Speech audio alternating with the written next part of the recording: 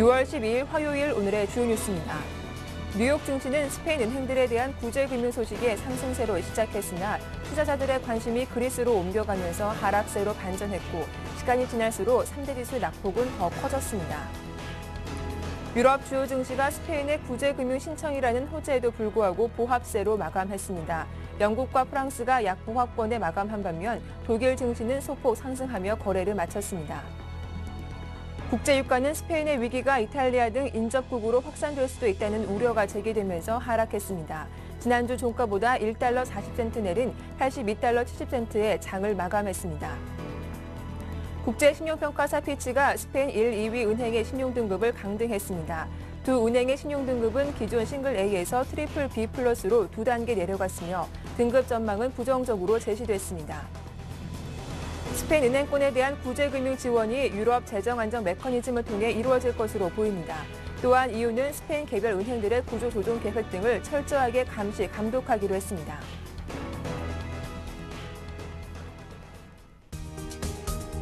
안녕하세요. 굿모닝 대박 예감 박미라입니다. 간밤 글로벌 증시는 비교적 큰 폭의 하락세를 보였습니다.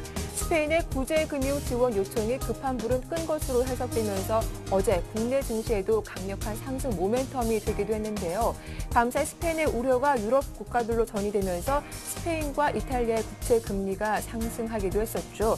유럽 주요국 증시와 뉴욕 증시 모두 장 초반에 상승 출발하다가 종가상 1% 이상 하락하는 변동성이 큰 모습을 보여주기도 했는데요. 오늘 국내 증시 수급에는 어떤 영향을 줄지 잠시 후 전문가와 함께 자세하게 살펴보도록 하겠습니다. 먼저 글로벌 증시 어떤 이슈들이 있었는지 확인해 봐야겠죠. 인백스 투자단문의 이현민 본부장 나오셨습니다. 안녕하세요. 네, 안녕하십니까. 예, 역시 구제금융 효과가 단 하루에 그쳤습니다. 그 후폭풍이 거센데요. 스페인을 비롯한 남유럽 국가들의 반발이 만만치가 않은가 봐요. 그렇습니다. 기존에 이 구제금융을 받았던 국가들이 불만들이 함께 올라오는 그런 수순인데요. 역시 이제 스페인의 구제금융 내용을 보면 긴축 이행이라든지 재정적자 축소라든지 이런 부분이 같이 현재 부수적으로 나와 있지 않기 때문에 기존에 이른바 그 구제금융을 받은 국가로서는 이런 부분을 그 요건대로 맞춰야 된다는 이행 준수 요건을 그대로 가져가고 있는 그 그리스나 아일랜드 입장에서는 불만이 현재 커진다라고 볼 수가 있겠는데요. 현재 그 그리스의 급진 좌파 연합이죠. 치프라스 대표가 스페인의 구제금융이 나온 후 하루 만에 기자회견을 갖고 우리도 긴축 이행이 없는 이런 그 내용들을 많이 빠진 상태에서 구제금융을 다시 재협상하겠다라고 목소리를 현재 높이고 있는 상태입니다. 이런 흐름으로 보면 스페인의 이번 구제금융은 1,000억 유로 정도로 현재 마무리가 됐지만 그리스의 총선에는 다소 급진좌파 연합의 세를 좀 불리게 되는 현재 악영향으로 나타난다고 볼 수가 있겠는데요. 아일랜드와 포르투갈도 현재 불만을 토로하고 있습니다. 그래서 오는 유로존 재무장관 회의에서 이런 부분에 대해서 이의를 제기하겠다라고 현재 나오고 있고요. 이런 부분에서는 그리스뿐만 아니라 기존의 그 구제금융을 받은 국가들과의 형평성 문제 이런 점에서는 독일이 좀 현재 버거운 부분이라고 볼 수가 있겠습니다. 예, 그럼 이제 가장 시급한 게 오는 17일 그리스 재총선이 있는데 그리스 재총선 이후 이런 긴축 재협상은 또 어떻게 되는 겁니까? 그렇습니다. 이런 긴축에 대한 재협상을 현재 크게 올리고 있는 급진좌파 연합은 전면 재협상을 현재 요구를 하고 있고요. 또한 사회당과 신민주당도 부분 재협상을 내용을 현재 토로를 하고 있습니다. 또한 기존에 나왔던 내용으로서 현재 EU가 그리스 긴축 이행에 대해서 1년 정도 시간을 조금 더 늦춰주는 것도 검토할 수 있는 부분이 아닌가라는 내용이 나왔다는 측면을 보면 17일 있을 그리스 총선에서 어떤 정당이 되든 긴축 내용에 대한 부분 재협상의 내용들은 다시 수면 위로 올라올 것으로 보이는데요. 그렇지만 독일은 단호한 입장입니다. 그리스가 현재 1, 2차 구제금융 2,400억 유로를 이미 현재 집행이 되고 있는 상태에서 그동안 약속 이행을 열심히 이행을 하지 못했기 때문에 이런 점에 차별화가 나타날 수 없다라고 얘기를 하고 있지만 이른바 급진좌파 연합 쪽에 세를 불릴 수 있는 부분 또한 치프라스 대표는 긴축 이행이 되지 않으면 그리스를 탈퇴할 수 있다. 이른바 유로존에서 그리스가 탈퇴할 수 있다라는 엄포까지 놓고 있다는 점, 이런 점은 글로벌 증시에는 부정적 영향이 남아있다고 볼 수가 있겠습니다. 예, 그런데 또 일각에서는 스페인 구제금융 지원 규모인 1,000억 유로는 부족하다 이런 지적이 제기가 되면서 밤사이 스페인과 이탈리아의 국채 수익률이 또 큰 폭으로 오르기도 했어요. 그렇습니다. 네. 미국 증시가 오늘 그렇게 하락한 것이 이 원인이 좀 크다라고 볼 수가 있겠는데요. 스페인 10년 만기 국채 수익률이 6.5%까지 올랐고 이탈리아의 10년 만기 수익률도 현재 6%에 도달하는 등 좀 불안한 양상이 나타났습니다. 현재 이런 내용들은 역시 스페인의 구제금융이 1,000억 유로로 하루 이제 자고 나서 살펴보니까 이 정도로서 이제 충분하겠느냐라는 의구심이 낳고 있는 거죠. 이런 부분은 스페인의 말 바꾸기 이런 부분도 현재 그 원인이라고 볼 수가 있겠습니다. 방키아의 구제금융 이런 부분은 없다라고 얘기했지만 하루 만에 말을 바꿨고 구제금융 신청은 없을 것이다라고 라우이 총리가 그동안 기존의 입장을 또 한 번 번복함으로써 현재 의심스러운 그런 눈초리를 현재 거두지 못하는 것으로 보이는데요. 이런 점으로 보면 유로존 회원국들의 현재 신뢰가 많이 꺾인 부분이라고 볼 수가 있겠습니다. 그렇지만 스페인이 구제금융을 현재 이미 받은 상태로 되었기 때문에 스페인 국채 이른바 국채 시장에서 스페인의 민간 은행들이 현재 옥션에 참여하지 않는다는 점, 이런 점도 스페인 10년 만기 국채 수익률이 다소 현재 떨어진 이렇게 앙등하는 그런 배경이라고 볼 수도 있겠습니다. 예, 이 문제가 스페인에서 끝나느냐 아니면 주변국으로 확산되느냐일 텐데 이 밤사이 또 스탠더드 앤 푸어스가 인도의 국가 신용 등급을 투기 등급인 정크 등급으로 강등할 수 있겠다라고 또 경고를 했다고요. 그렇죠. 예, 정크 등급 바로 윗등급으로 제시를 했습니다. 네. 예, 그렇지만 투자 등급은 부정적으로 유지했고 정크 등급으로 강등될 수 있는 가능성도 현재 열어놨다라고 볼 수가 있겠는데요. S&P, 스탠더드 앤 푸어스가 인도의 국가 신용 등급을 11일 트리플 B-로 현재 제시를 했고 전망도 부정적이라고 현재 밝혔습니다. 이 트리플 B-는 정크 등급 바로 윗등급으로 이미 이제 정크 등급 수준에 거의 도달했다라고 볼 수가 있겠는데요. 이렇게 투자 부적격 정크 등급으로 들어가게 되면 인도가 발행하는 국채에 투자할 경우에도 원금이나 이자의 상환 이런 부분에 어려운 부분이 나타날 수 있다. 이런 부분이 이제 투자 부적격이라고 볼 수가 있겠습니다. 그렇지만 인도가 최근 자본시장의 개혁이 좀 후퇴를 가져왔고 자본이득세 6년 소급 적용 방침이라든지 또한 지난해 월마트 진출을 승인했다가 소매업자의 반대로 이런 부분을 유야무야하면서 월마트 진출이 보류되는 등 홍역을 겪고 있습니다. 또한 최근 루피아 하락은 이런 경상수지 적자 규모를 외국인 직접 투자로 이렇게 만회하는 부분으로 나왔었는데요. 이런 부분이 여의치 않자 현재 경제 체질의 여건이 많이 떨어지는 부분으로 볼 수가 있겠습니다. 네, 인도가 투자 부적격으로 강등될 경우 문제는 다른 브릭스 국가들로 전염되지 않을까 하는 우려가 또 가장 클 것 같아요. 그렇죠. 인도는 중국과 더불어서 네. 이머징 국가에서 세계 경제를 리드할 수 있는 차세대 주자로서도 현재 중국과 함께 같이 발맞춰 나갔던 적이 있었는데요. 최근 2, 3년 내에 아주 위상이 급격하게 현재 차별화가 된다라고 볼 수가 있겠습니다. 중국도 현재 조금 어려운 부분을 가지고 가고 있지만 현재 S&P는 중국의 신용 등급을 AA- 정도를 유지를 하고 있고요. 브라질과 러시아는 트리플 B로 현재 유지를 하고 있습니다. 현재 인도의 국가 신용 등급이 트리플 B-니까 현재 내용으로 보면 인도의 국가 신용 등급이 가장 안 좋다라고 볼 수가 있겠습니다. 따라서 외국인 자본 유출 이런 부분에 현재 내용을 겪고 있는 인도 정부로서는 행정 여력이라든지 이런 점에서 투명성을 좀 더 높이고 외국인 투자가들을 조금 더 인도 시장에서 안정적으로 경영 환경을 베풀 수 있는 이런 점을 조금 더 신경을 써줘야 된다는 숙제를 현재 안고 있다라고 볼 수가 있겠습니다. 예, 한편 또 독일 쪽 이슈가 불거지기도 했는데요. 이 볼프강 쇼이블레 독일 재무장관이 내년 가을로 예정된 독일 총선 이전에 이 금융거래세를 도입하기 힘들 것이다. 이런 발언을 했다고 해요. 네, 뭐 독일의 입장에서는 네. 그리 현재 서두를 필요는 없다라는 입장입니다. 금융거래세를 도입하게 되면 아무래도 현재 기독민주당이죠. 기독민주당으로서는 내년도 총선에서 표심을 좀 잃을 수 있는 부분이 있기 때문에 상당히 현재 조심스러운 입장이라고 볼 수가 있겠습니다. 현재 소이블레 재무장관은 내년도 정도에 한번 이 금융거래세 도입에 대해서 검토를 해볼 필요는 있겠다라고 현재 그다지 서두르지 않는 모습을 보인다라고 볼 수가 있겠고요.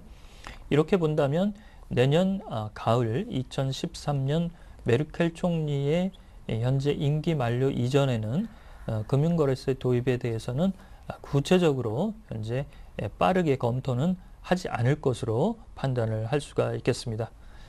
그렇지만 이 금융거래세 도입에 대해서 여타 유로존 국가들의 현재 도입 움직임 이런 부분이 있기 때문에 독일도 이런 부분을 너무 도외시할 수는 없다는 측면인데요. 그렇지만 현재 지방정부 쪽에서 나온 총선에서 기독민주당이 표를 현재 잃고 있다는 점, 이런 점에서는 상당히 조심스럽게 현재 접근한다라고 볼 수가 있겠습니다. 네, 이 금융세 도입 문제는 EU 신재정 협약에 대한 의회 비준의 가장 큰 걸림돌로 작용할 것으로 보이는데 유로존 금융거래세 도입 일정과 앞으로도 전망은 어떻게 보십니까? 내년도에 한 번 더 이제 유로존 전체 회원국들이 이런 부분을 검토할 수 있다라는 입장을 기존에 가지고 있습니다만 프랑스는 이런 부분에 현재 적극적으로 나서고 있죠. 이미 금융거래세를 도입하는 분위기로 현재 전 사르코지 대통령이 이런 부분을 내놨고요. 그렇지만 영국은 매우 극렬히 현재 반대하는 입장입니다. 그래서 EU 차원의 내용은 조금 더 시간이 필요할 것으로 보이고 유로존 차원에서는 현재 프랑스가 가장 앞서간다라고 볼 수가 있겠습니다. 예, 또 다음 소식입니다. 국제 유가가 빠르게 오를 때는 산유량을 늘렸다가 또 하락세로 돌아설 때는 감산에 나서던 이 석유 수출국 기구의 오랜 관행이 10년 만에 깨질 것으로 전망이 되고 있는데 또 오는 14일 빈에서 열리는 정례 회의에서 감산보다는 생산량 유지에 무게를 둘 것으로 이런 전망이 나왔다고 하죠. 그렇죠. 이 오페크 회원국들이 이익 단체이기 때문에 유가가 뭐 한 10% 하락이 되면 줄곧 감산을 통해서 가격을 지지하는 그런 행태를 보여왔는데요. 글로벌 경제의 침체 이런 부분에서 사우디가 그대로 현재의 생산량 수준을 유지하겠다라고 현재 그 내용이 들어와 있습니다. 이렇게 된다면 10년 만에 아주 이례적인 그런 흐름이라고 보겠는데요. 내일 모레 14일 비인에서 오페크 정례 회의가 열리게 되는데요. 최근 유가가 3월 13일 이후 20% 정도 하락이 됐습니다. 그런 부분에서 현재 이란을 필두로 감산 요구도 상당히 크게 올라온다는 점, 이런 점은 다소 부담이라고 볼 수가 있겠습니다. 네, 다음은 중국 쪽 소식입니다. 중국의 5세대 지도부로의 권력 승계를 앞두고 있는 가운데 인민은행을 비롯한 중국 금융권 수뇌부의 이 그룹 세대 교체가 또 속도를 내고 있다는 소식이 들어왔습니다. 그렇습니다. 지난 8일 날 뉴스로 크게 다뤄지지는 않았는데요. 네. 일부 인민은행 지도부의 교체가 있었습니다. 2명이 교체가 됐는데요. 은행기율위원회와 부행장 2명이 교체가 됐는데 여기에 들어간 현재 한 인물이 48세의 가장 젊은 세대가 현재 들어가 있습니다. 이런 점에서는 세대 교체가 본격화되는 것이 아니냐라고 볼 수가 있는데요. 현재 중국은 10월 정권 교체를 앞두고 있고 저우샤우천 인민은행장의 임기 만료가 금년 11월입니다. 이런 내용으로 본다면 저우 샤오찬 총재도 바뀔 수 있는 가능성이 높다. 그렇다면 인민은행의 현재의 통화 정책에도 다소 변화가 있지 않을까라고 현재 점칠 수 있는 부분인데요.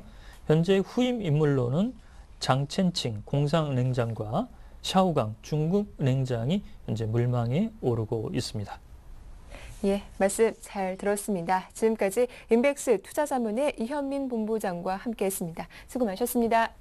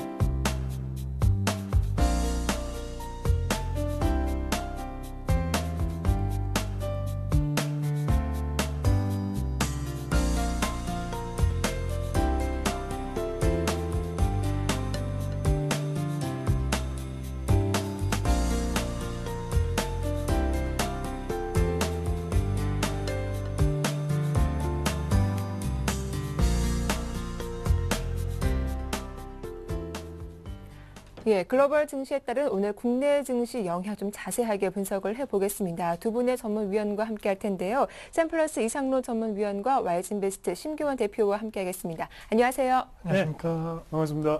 네. 예, 먼저 간밤 글로벌 증시 앞서 살펴봐 드렸듯이 큰 폭의 하락세가 나왔습니다. 먼저 이상로 전문위원님께 국내 증시 수급에 대해서 좀 여쭤봐야 할 것 같은데 국내 증시 그동안 힘겹게 외국인의 매수를 유지하고 있었는데 과연 글로벌 증시가 좀 큰 폭의 하락세를 보였는데 네. 오늘은 좀 어떤 모습을 보일까요? 네, 맞습니다. 지금 같은 경우에는 어제 스페인 얘기를 하면서 제가 긍정적인 방향으로 또 바라봐야 된다고 말씀을 또 드렸는데요. 근데 이제 우리가 한번 살펴보셔야 되는 게 자산을 따질 때 부채 플러스 자본을 자산이라고 하죠. 그래서 스페인 같은 경우에도 그렇게 생각하면 좋겠다. 그래서 부채 자체는 많이 늘게 되지만 일단 자산 규모 자체가 커지기 때문에 어느 정도 좀 안정적으로 좀 진행이 된다고 봤는데 오늘 장을 한번 살펴본다면 어제 끝난 장을 한번 살펴보면 일단은 투자 심리와 회의론을 그 두 가지 단어를 한번 들 수가 있겠는데요. 일단은 스페인 구제금융에 대해서 회의론적인 시각이 좀 확산이 되면서 낙폭을 좀 많이 키웠습니다. 낙폭을 많이 키우게 됐고요. 그리고 17일날 그리스 총선이 있죠. 그 부분 자체가 투자 심리를 계속적으로 아직까지는 약화시키고 있다. 그렇게 보셔야 될 것 같습니다. 그래서 아직까지 크게 거래량 면에서는 많이 나오지 않고 있고요. 그리고 미국장을 한번 살펴보시면 일단 미국 해외 증시를 보시면 일단은 여기서 어제 같은 경우에는 약간의 일단 이익 실현 매물이 좀 출회됐다고 보시는 게 좋겠네요. 그래서 일단은 지금은 말 맞추기 식의 장이 좀 된다고 그렇게 보시는 게 좋겠고 일단은 가장 중요한 거는 외국인도 그렇고요. 기관도 그렇고 우리나라도 그렇고 글로벌 증시도 그렇고 수급적인 부분이지 않나. 그래서 모두가 이익 실현을 좀 짧게 하는 단계다. 그래서 아직까지는 방향성 자체가 17일에 어느 정도는 좀 거기에 맞춰져 있다. 그렇게 보시는 게 좋을 것 같습니다. 일단 17일 전까지는 방향성 예측하기 좀 힘들겠다. 이렇게 네, 보시는 맞습니다. 것 같은데 어제만 하더라도 스페인 구제 금융에 대한 기대감으로 또 국내 증시는 큰 폭의 상승세를 보여주기도 했죠. 심경 대표님 어제장 정리 좀 해주시죠. 네, 우선은 어제장 같은 경우에는 급등세로 마감하는 모습을 보였습니다. 네. 스페인발 여러 가지 이슈가 좀 긍정적인 재료로 작용을 하면서 투자 심리가 개선되는 모습 보이면서 코스피와 코스닥 급등 마감하였는데 코스피 같은 경우에 경우에는 전 거래일 대비해서 31.4포인트, 1.7% 상승 흐름으로 마감하는 모습 보였습니다. 1867.04에서 마감하는 모습 보였기 때문에 1860선 회복에 성공하면서 마감했다라고 정리해 드리겠고, 외국인과 기관 동반 매수세가 역시나 지수 상승을 좀 이끌어주는 모습 보였습니다. 외국인이 약 2,100억 원대의 매수 우위 보였고, 기관 같은 경우에도 150억 원 매수 우위 보이면서 지수 상승을 이끌어주는 모습 보였지만은, 개인 같은 경우에는 역시나 지수가 급등하는 그런 가운데 속에서 차익 매물을 좀 내놓는 모습 보였습니다. 약 2,500억 원의 매도 우위 보이면서 외국인과 기관의 매수 물량에 대해서는 조금 좀 버거워하는 그런 개인의 물량이 나왔다고 정리해 드리겠고, 코스닥 같은 경우에도 급등 마감하였습니다. 코스닥은 7.6포인트, 1.65% 상승한 469.59에서 마감하는 모습 보였는데, 외국인은 사주는 모습 보였지만은 개인과 기관의 매도세가 나왔습니다. 외국인이 코스닥 약 100억 원의 매수 우위, 하지만 개인이 5억 원, 그리고 기관 같은 경우에도 45억 원 매도 우위가 나왔는데, 역시나 유럽발 악재 리스크 해소 기대감 작용하면서 외국인들의 수급 개선이 전반적으로 코스닥과 그리고 코스피의 지수 상승을 좀 이끌어주는 모습을 보였다라고 정리를 해드리겠습니다. 예, 맞습니다. 뭐 어제 한두 개 업종을 제외하고 대부분의 업종들이 모두 상승하는 모습을 보여주기도 했는데,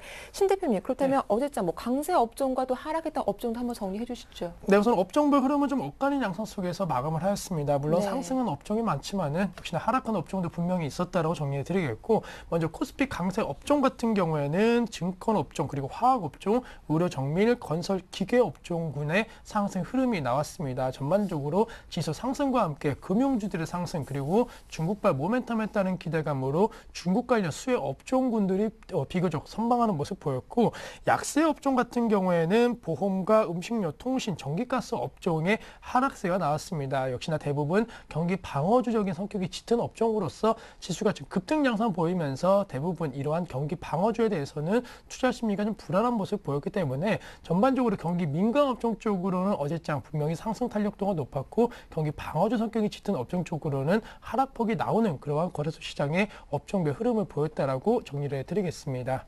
네, 이렇게 거래소 시장을 살펴봤었는데 이 코스닥 시장에서는 흐름이 어땠는지요? 네, 코스닥 같은 경우에는 사실 지수가 좀 급등 흐름 보이면서 전반적으로 좀 상당히 좀 강한 모습을 보였습니다. 섬유 의료 업종과 운송, 인터넷, 컴퓨터 서비스, IT 부품 업종 할 것 없이 상당히 좀 강세 흐름 보였고, 코스닥 업종별 흐름에 있어서는 약세 업종은 없었다라고 정리를 해드리겠습니다. 그만큼 역시나 지수가 급등하면은 조금은 동반 상승하려고 하는 변동성이 커지는 그러한 코스닥 시장이기 때문에 업종별 흐름에 있어서도 거래소 시장보다는 좀 양호한 흐름 보였다라고 정리해드리겠고, 또 반대로 또 하락할 때에는 전 업종 또 하락 가능성이 높은 것이 코스닥이기 때문에, 물론 어제장 같은 경우에는 거래소 대비 강세 흐름 보였지만은 뭐 그렇다고 해서 지금 체력적으로 코스닥이 무조건 좋은 것은 아니다라고 좀 정리를 해드리겠습니다. 예, 그렇다면 또 어제장에서는 어떤 특징주가 있었고 또 어떤 이슈가 있었는지 이상로 전문위원님을 통해서 들어보도록 할게요. 네, 일단은 뭐 저가 매수세가 들어왔다고 간단하게 논평을 할 수 있겠고요. 네. 그리고 일단은 또 중국 모멘텀이 있었겠죠. 그런 부분이 좀 작용을 하면서 철강 화학주, 그리고 조선주 쪽에서 상승을 좀 많이 하였다. 그래서 평균 이상의 상승치를 기록을 하였습니다. 그래서 그 점을 좀 눈여겨보셔야 될 것 같고요. 이제 우량주 하시는 분들은요. 그리고 또 한 가지 또 특이할 점이 한 게 있다면, 일단은 대선 관련주가 좀 많이 올랐죠. 그래서 대선 관련주 중에서 야권 지지 후보들, 뭐 김두관 씨라든가 아니면 문재인 씨 관련주 주식들이 좀 많이 올랐습니다. 오르면서 야권 후보들에 대해서 그런 부분이 상승폭을 좀 많이 확대를 시키면서 급등 양상이 좀 나왔다는 거, 그 점 한번 좀 살펴보실 필요가 있습니다. 그래서 정치인 테마주 같은 경우에는 누누이 말씀드리지만 일단은 순환매적인 양상을 좀 많이 띠게 됩니다. 그런데 지금 흐름 자체가, 수급적인 부분 자체가 먼저 야권 쪽으로 들어왔기 때문에 그런 부분이 좀 강하게 어제 장을 뒷받쳤다, 그렇게 보시는 게 좋겠고요. 그리고 정부에서 온실가스에 대해서 관리 대상 업체를 증가시킨다는 소식이 있었습니다. 그래서 탄소 배출권 관련주들이 좀 어제도 상승을 좀 많이 하였죠. 그래서 그런 종목들 한번 눈여겨보시자고 말씀을 드리겠고요. 그리고 일단은 네트워크 통합주라든지 아니면 창투사 관련주, 그래서 제가 가격대를 한번 보니까 어제 대부분 다 상한가를 기록한 종목들도 많고요. 그랬는데 가격대가 대부분 다 1,000원짜리 미만입니다. 그런 종목들은 좀 조심하셔서 투자에 유념하시자, 그렇게 말씀을 드리겠고요. 그래서 종목들을 보시더라도 일단 투자 경고 종목으로 지정되어 있는 종목들이 많았습니다. 그래서 개인 투자자들은 이런 종목들에 하루에 만약에 상한가를 먹고 다음날 하한가를 먹고 이런 식으로 한다는 거는 로또라고 생각을 하거든요. 그래서 네. 그런 부분보다는 좀 안정적인 실적이 뒷받침되는 종목들 위주로 가고, 지금 누누이 말씀드리지만 일단 지금 시장에서는 순환매장세이기 때문에 개인들 같은 경우에 신규 매수를 하실 때는 10% 내의 비중을 가지고 들어가시자. 그래서 여기에서 100%의 비중을 실기는 상당히 어려운 구간이고요. 수익도 내기 어려운 구간이다. 다시 한번 말씀을 드리겠습니다. 네, 어제장 특징주와 함께 또 이슈 그리고 또 안정적으로 베팅을 해보는 게 좋겠다라는 의견까지 한번 들어봤습니다. 이어서 코스피 시장에서의 외국인과 기관의 매매 동향도 정리해 볼 텐데요. 어제 코스피 시장에서 외국인은 어떤 종목들 가장 많이 샀습니까? 네, 우선은 코스피 같은 경우에는 외국인 NC소프트를 가장 많이 사주는 모습 보였습니다. 넥슨의 지분 인수 관련된 이슈에 따라갔고 좀 불확실성이 높아졌지만은 외국인들의 NC소프트에 대해서 약 664억 원의 매수 우위를 보여주는 모습 보였고, 삼성화재와 삼성중공업을 그 뒤를 이어서 좀 매수해주는 모습 보였습니다. 삼성화재는 423억, 그리고 삼성중공업은 276억 매수 우위 보였고, LG화학과 삼성전자에 대해서도 매수세 보였기 때문에 외국인들의 매수 특징 종목 같은 경우에는 전반적으로 좀 이슈가 되고 있는 종목, 그리고 경기 민감 업종 쪽으로 좀 매수를 보여주는 모습 보였고, 반대로 기관 같은 경우에는 LG전자와 LG디스플레이 쪽으로 강한 매수를 해주는 모습 보였습니다. 아무래도 LG전자 관련 그룹주 전반적으로 좀 약세 흐름과 그리고 상대적으로 낙폭화됐다는 인식이 작용을 하면서 기관의 매수세가 들어오는 모습 보였고, 호남석유와 SK이노베이션의 매수세 역시나 들어오면서 정유화학업종 유가 상승에 따른 기대감을 어제장 그대로 좀 반영해주는 모습 보였습니다. 그 밖에 SK하이닉스에 대해서도 188억 원 매수 우위 들어오면서 IBM과 제휴에 따른 기대감을 작용하였기 때문에 전반적으로 코스피 시장에서의 외국인과 기관 매수에 대한 부분은 어느 정도로 좀 공감되는 부분, 화학업종과 이 전기전자 업종에 있어서는 좀 공감되는 부분이 있었다라고 정리를 해드리겠습니다. 예. 근데 NC소프트 주가를 보니까 어제 4% 이상, 그리고 장중에는 7% 이상 급락세가 나오게 됐는데 외국인의 상위 종목에 올라온 건 좀 약간 눈에 띄네요. 네, 우선은 외국인들은 이러한 급락세를 좀 매수해주는 모습 보였지만 사실 어제장 급락 같은 경우에는 반대로 기관의 이 NC소프트에 대한 매분이 나왔기 때문에 이러한 좀 하락세가 나왔습니다. 코스피 시장에서 외국인과 기관 매도 상위 종목을 본다라고 한다면은 기관에서 1위가 NC소프트 약 1,400억 원의 매도 우위가 나오면서 역시나 주가의 급락세를 이끌어주는 모습 보였고, 삼성화재 역시나 외국인은 사주는 모습 보였지만은 기관에서 파는 모습 보였습니다. 795억 원의 매도 우위 보였고, 그 밖에 자동차 업종에 대해서도 기관의 매도세가 나왔는데 현대모비스에 대해서는 250억 원 매도, 그리고 기아차에 대해서도 140억 원 매도, 그리고 현대글로비스 마찬가지로 73억 원의 매도 우위 보이면서 전반적으로 기관 같은 경우에는 외국인들의 매도 물량을 외국인들에 대해서 매도 물량을 좀 내놓는 그런 모습 보였고, 자동차 업종에 대해서는 조금 부정적인 그런 모습을 좀 보였습니다. 반대로 외국인 같은 경우에 GS에 대해서 매도 상위 종목에 이름을 올렸고, LG전자 역시나 기관은 많이 사주는 모습 보였는데 외국인은 파는 모습 보였다는 점, 그리고 하나금융지주와 신한지주에 대해서 금융주에 대해서는 외국인들이 좋지 못한 시각을 조금 보여줬기 때문에 전반적으로 몇몇 업종으로는 그 같은 시각이 좀 쏠리는 모습 보였지만은 역시나 종목과 그리고 업종 차별화에 있어서는 아직까지는 외국인과 기관 동반 매수 업종에 대해서 전 시장에 대해서는 아직 나오고 있는 상황은 아니다라고 정리를 해드리겠습니다. 네, 이렇게 또 거래소 시장에서 외국인과 기관이 어떤 종목들을 사고 팔았는지 정리를 해봤습니다. 이어서 이상로 전문위원님과 또 코스닥 시장에서는 외국인과 기관 어떤 종목들을 사고 팔았는지 정리해볼게요. 네. 코스닥 시장 한번 살펴보시면 일단은 외국인의 순매수했는 종목들을 한번 보시면 일단은 눈에 띄는 종목들은 일단은 셀트리온이죠. 셀트리온하고 다음, 그리고 성화이텍이나 게임빌 같은 종목들 한번 보실 수가 있겠는데요. 일단은 지금 셀트리온 같은 경우는 바이오주가 좀 강세가 나오고 있습니다. 그래서 그 부분이 좀 좋게 작용을 하면서 외국인 매수세가 들어오고 있다는 점을 한번 살펴보실 필요가 있는데, 일단은 한번 전체적인 장을 보시면 일단 외국인의 순매수를 했던 종목 상위에 있는 종목들이 지금 기관이 또 순매도를 좀 많이 하는 종목이 많이 보였습니다. 그래서 다음 같은 종목이나 게임빌은 외국인이 순매수를 했었죠. 근데 이제 기관에서는 다음과 게임빌을 또 순매도를 했고요. 그런 부분이 아직까지는 다음은 신저가를 밑으로 계속적으로 내려가고 있는 추세지만 게임빌 같은 경우에는 상위권에서 지금 맴돌고 있는 종목입니다. 그래서 신고가를 내고 난 다음에 지금 조정을 하는 느낌이 강하다. 그렇게 한번 보실 수가 있겠고요. 그래서 지금은 아직까지 꺾였다고 판단하기는 솔직히 좀 힘든 것 같습니다. 그래서 조금 더 지켜보실 필요가 있는 것 같고요. 그리고 기관이 순매수했던 종목들 중에서도 위메이드나 파라다이스를 한번 보시면 어제 순매수 4위와 5위를 기록했는데요. 그 부분을 보시면 외국인은 또 매수매도를 했죠. 그래서 파라다이스와 위메이드는 또 순매도를 기록했습니다. 그런 부분이 약간은 외국인과 기관에서도 약간은 수급적인 부분이 약간 불균형을 이루는 장세가 연출되고 있다. 그렇게 보시는 게 좋겠습니다. 그래서 아직까지 코스닥에서는 특징적으로 앞으로 나가는 종목보다는 지금 개별주 위주의 장세가 계속적으로 연출되고 있는 모습 꼭 지켜보시면 좋겠고요. 그리고 홈쇼핑 관련주를 제가 어제 언급을 해드렸었는데 네. 예, 사지 말라고 언급을 해드렸죠. 그런 부분이 어제는 또 CJ 오쇼핑 같은 경우에는 외국인과 기관이 순매도를 했습니다. 그런 부분은 아직까지도 홈쇼핑주 관련주는 실적 개선 전망이 자체가 힘들기 때문에 아직까지 개인 투자자들은 접근하기가 상당히 까다로운 종목이고요. 살짝 기술적 반등이 나오더라도 실질적으로 수익을 내기 힘들다. 그래서 지금 같은 차라리 신고가를 내는 종목이나 그런 종목들 위주로 한번 쳐다보시자. 그렇게 말씀을 드리겠습니다. 예, 이렇게 외국인과 기관의 매도 종목 2위에 CJ 오쇼핑이 공동으로 오른 점은 상당히 눈에 띄는 점이 아닌가 싶은데 이 최근에 악재가 이 홈쇼핑에서 보험 판매를 규제한다 이런 소식도 들려왔더라고요. 이 홈쇼핑 관련된 주가 흐름 좀 어떻게 예상하실까요? 예. 뭐 저는 네. 일단은 수급적인 부분을 가장 중요하게 생각을 하는데요. 수급을 한번 보시더라도 일단은 계속적으로 순매도가 나오고 있는 현상이 나오고 있고요. 그리고 네. 매출 자체에서 보험이 차지하는 비율이 상당히 높았습니다. 그 부분이 약간은 타격을 입으면서 지금도 아직까지 매출 자체가 그렇게 안 나온다는 전망이 계속적으로 나오고 있고, 그리고 지금 기관과 외국인이 떠나는 마당에 우리가 개인 투자자들이 저점을 잡기는 상당히 힘들다. 그래서 내가 저점이라고 생각하는 가격이 절대 저점이 아닐 확률이 상당히 높습니다. 그런 부분을 꼭 참고를 하시면 좋겠습니다. 그래서 아직까지 홈쇼핑 관련주는 들어가시면 안 된다. 그렇게 말씀을 드리겠습니다. 그래서 지금 같은 경우에 차라리 뭐 중국 모멘텀이 조금이라도 작용하는 종목들이죠. 그래서 기대감이 있는 종목들을 투자를 하시는 게 낫다. 그리고 비중은 10%, 그 두 점 꼭 기억하시길 바라겠습니다. 네, 그렇다면 또 거래소 시장에서 앞으로 또 전차 군단, 이 IT와 자동차 흐름도 어떻게 될지 심경 대표님께 질문 드려볼게요. 네, 우선 뭐 전차 군단이 상승을 네. 해줘야지만이 우리 시장 상당히 좀 긍정적인 그런 모습 보일 가능성 높은데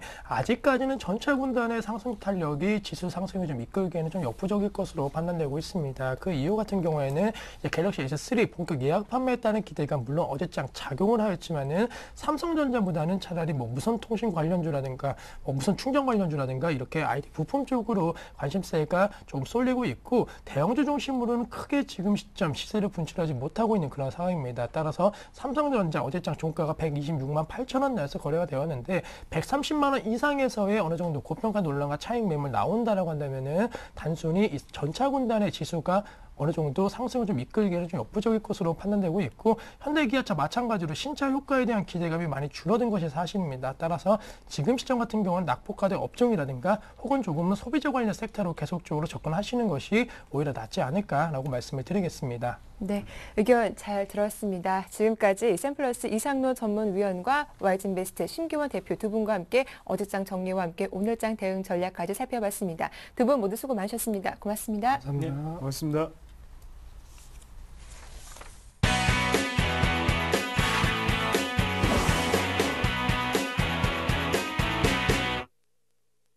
예, 먼저 전일장 이슈에 따른 종목 찾기와 자세한 매매 전략을 샘플러스 김형근 전문위원으로부터 들어보는 시간 갖도록 할 텐데요. 먼저 어제장 흐름에서 본다면 이 증권주와 또 화학업종이 상당히 강한 모습을 보여주기도 했죠. 과연 어떤 이슈들이 있었는지 자세하게 정리를 해보도록 하겠습니다. 먼저 샘플러스 김형근 전문위원과 전화 연결을 해보도록 할 텐데요. 연결돼 있습니까? 전문가님? 아직 연결 상태가 고르지 못한 것 같은데요. 먼저 어제장에서 특징 보였던 종목들 다시 한번 정리를 해드리겠습니다. 어제 뭐 증권주와 그리고 화학, 특히 LG화학이 큰 폭의 강세를 보여주기도 했는데요. LG화학의 주가 흐름 다시 한번 화면을 한번 살펴볼 수 있을까요?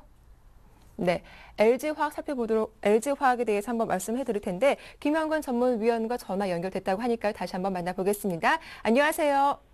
예, 안녕하세요. 예, 먼저 어제장 이슈가 됐던 종목들 한번 살펴봐 주시죠.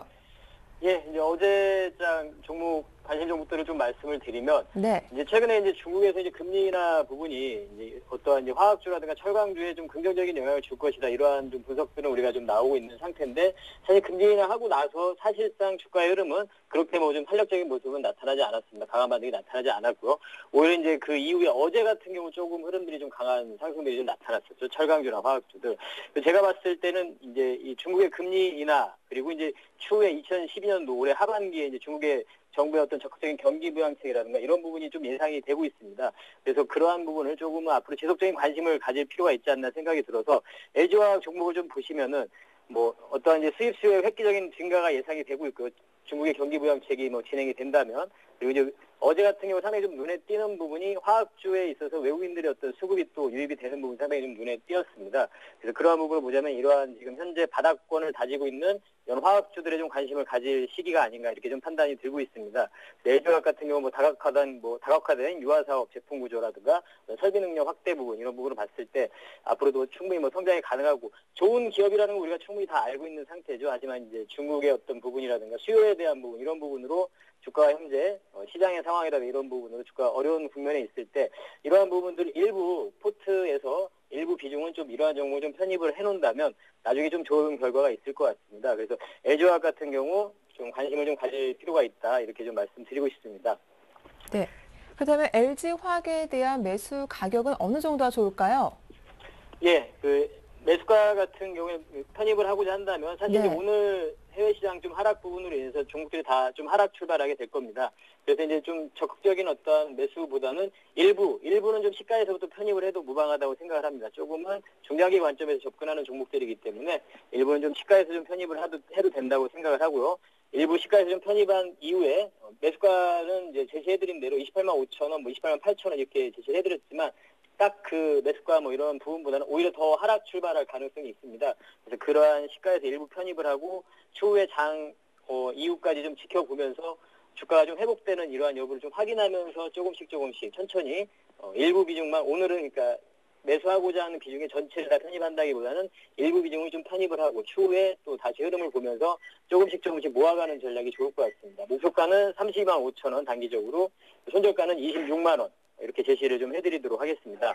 예, 오늘 뭐 중국발 호재로 LG화학은 시초가에서 분할 매수하는 전략을 말씀해 주셨습니다. 다음 이슈가 됐던 종목은 어떤 종목입니까?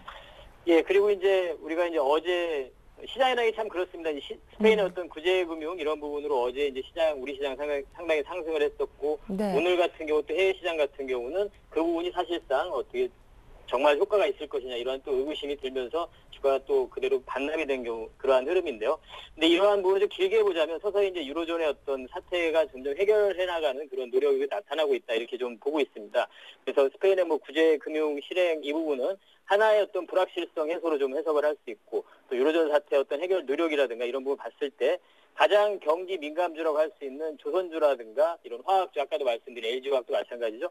화학주라든가 더불어서 뭐 해운주라든가 이런 쪽에 좀 관심을 또 가질 필요가 있을 것 같습니다. 그래서 이제 현대중공업이라는 종목을 좀 말씀을 드리고 싶은데요. 앞으로 사실은 이런 상선 시황에 대한 회복은 아직까지 어렵다고 보고 있습니다. 하지만 뭐 LNG 부분이라든가 해양 플랜트에 대한 어떤 기대감 이러한 부분은 좀 유효하다고 보고 있습니다. 그래서 이제 조선업종 중에서는 뭐 여러분들이 관심을 좀 가져야 되는 쪽은 빅3죠. 현대중공업, 삼성중공업, 대우조선, 해양인데 일단 현대중공업을 좀 말씀을 드리고 싶은데요. 이 부분은 뭐 기관이나 외국인들 수급적인 부분 최근에 좀 유입되는 부분도 상당히 긍정적이고 기술적인 흐름으로 차트를 봤을 때도 상당히 좀 바닥을 다지는 그러한 흐름 25만 원 선을 계속해서 좀 장기간 동안 지켜주면서 바닥을 좀 다져나가는 그러한 흐름이 좀 보여지고 있습니다. 그래서 이 종목 또한 아까 말씀드린 LG와 또 마찬가지 비슷한 그러한 개념입니다. 오늘 같은 경우 또 하락 출발하게 될 텐데요. 매수가 같은 경우에는 매수를 하고자 하시는 분들은 뭐 27만 원에서 27만 2천 원 이렇게 뭐 제시를 해드렸지만 그 이하에서 출발이 되게 될 겁니다. 그래서 시가부터 조금씩 분할해서 매수 편입을 할 것을 말씀을 드리고 목표가는 30만 원, 손절가는 25만 원 이렇게 제시를 해드리겠습니다. LG화학이나 현대중공업 마찬가지로 손절가나 이런 부분 제가 제시해드리지만 중장기 관점에서 볼 수 있는 종목이기 때문에 현재 상태에서 우리가 기존에 좀 시장을 주도하는 전차공단 이외에 이러한 또 바닥권에 있는 종목 이 부분을 일부 포트에 좀 편입할 필요가 분명히 있다는 부분을 다시 한번 좀 말씀을 드립니다. 네. 예. 네, 또 한 종목 더 추천을 받아보도록 할까요? 앞서 예. 해운주 좋다고 말씀하셨는데 말이죠. 예, 맞습니다. 네. 비슷한 그 개념입니다. 한진해운 같은 경우도 아까 어떤 유로존 사태 어떤 해결 노력이라든가 이런 부분, 그리고 가장 큰 부분 한진해운주 같은 경우는 최근에 뭐 유가의 하락 부분이죠. 유가의 하락 부분으로 인해서 유류비 부담이 좀 완화되는 부분, 이러한 부분도 좀 주목을 할 필요가 있습니다. 이러한 부분은 하반기에도 국제 유가 부분은 좀 하향 안정화가 예상이 되고 있습니다. 그렇기 때문에 앞으로 어떤 실적 개선이 점점 더 기대가 되고 있죠. 그리고 이제 컨테이너 운임 지수가 이제 반등이 나타나고 있고, 운임 단가도 지금 상승이 계속 되고 있는 상태죠. 그렇기 때문에 2, 3분기에 어떤 또 컨테이너선은 시장의 어떤 계절적인 성수기에 돌입하기 때문에 물동량 증가가 예상이 되고, 그 부분은 바로 이제 2분기에 실적이 흑자로 전환되는 이러한 턴어라운드까지 예상이 되고 있습니다. 그래서 이러한 또 한진해운이라는 종목도 현재 지금 불안한 시장 속에서 이러한 종목에 또 관심을 가진다면 추후에 또 좋은 결과가 있을 것 같습니다.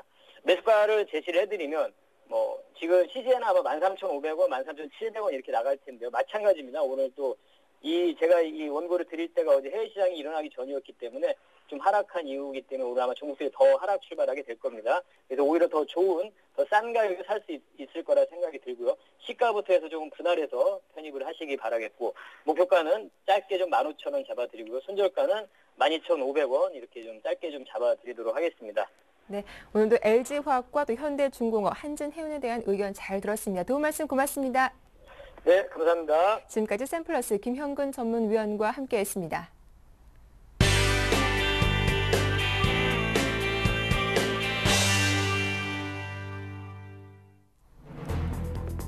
민주통합당의 유력한 대권 주자 중 한 명인 손학규 상임고문이 14일 대선 출마를 공식 선언합니다. 또한 문재인 상임고문도 이르면 17일 출마 선언을 하며 대선 레이스에 본격 돌입할 방침입니다.